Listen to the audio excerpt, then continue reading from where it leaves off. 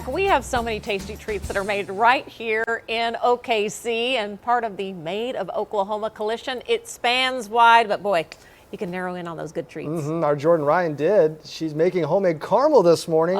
The Southwest Beverages Coca-Cola Porch. Hey, Jordan. Hey, you guys. I hate to do this, but I'm going to give you a sugar addiction because these caramels are so incredible. I had not one, not two, but three already this morning. That has been my breakfast so far because they are so good. I keep on asking. I'm like, Melissa, can I just try one more? They are amazing. Okay, we're going to cut them really quick and show you the process. This is Melissa Wedman, and we gotta say, it's Mollycoddled Hash Slinger. So you will not forget that name. We're gonna cut this caramel, okay? Kind of a slow process. Whoop. So this is what you do every day to bring caramel to the people, okay? Yes, real caramel at that. Real caramel. Yeah, This is no guitar fake caramel strings here. These are guitar strings, and we're gonna hope one doesn't pop on camera.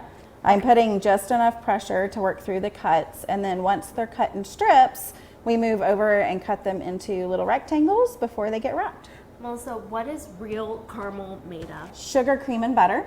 Mass-produced caramel is mostly corn syrup and evaporated milk. That's why it's hard and sticky and not much flavor. Yeah, it's not good. But you use real Oklahoma ingredients. Absolutely. In your caramels. We've got a little Griffins over here. You use a little bit of corn syrup. Yes, just a little bit for some viscosity. We also add honey to our caramels to help stabilize because we don't add preservatives to our candy. So basically, you're eating a salad if you have this Absolutely. because it's so good for you at that point. I mean, sugar is a might plant. as well. Yeah. So I don't feel bad anymore. But this is so good, and so I'm going to cut a little bit.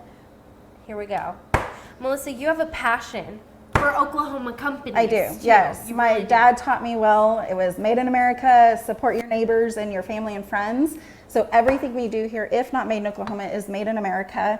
And like I said, if we can't get an ingredient or a product for our retail store here in Oklahoma, we make sure it's made by another small business. And Melissa's being humble. When she says she's an Okie, she is an Okie. 6 generations deep. Yep.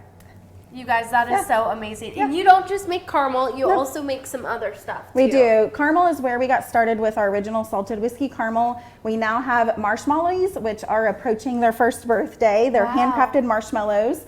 We have bourbon pecan toffee, dye-free, raw sugar made cotton candy, and a ton of other limited edition things throughout the year. That is so fun. And so you got started in this for a very special reason. Right. My dad passed away. He was the ultimate foodie, and I was racking my brain for what special treat I could make in his memory. And then it hit me one day that he loved all things caramel. And so I got down a rabbit hole of the science of real caramel. So here we are about 8 years later. And it's a process. That's why we couldn't start from the beginning. It takes time. It's about 2 hours per batch. We slow cook all of our caramels by hand. And then the next day we get to package them. Wow, and that's what we're doing. So my caramels coming to a store near you pretty soon, or an office near you. You serve to a lot of offices. We do. Thank you so much, you guys. Mollycoddled Hash Slinger. Don't you forget it. We're out here in Northwest. 122nd and Rockwell, and we ship nationwide. So hey, come and get your caramel. I will eat it now. I had to wait because these things are chewy, so I can't really say much after, but I'll be here eating caramel. Coming to an office near you, Jordan. I think you meant coming to our office. Please, that's what we're thinking. Please bring it back with you. We're hoping to get some back here at the station. All right. I love that they use the guitar strings. I got you. Thought about that. That's so cool. That is pretty wild, Guessing isn't they're it? about 13 gauge nickel wound, probably an E string. Oh, there you go. You know it.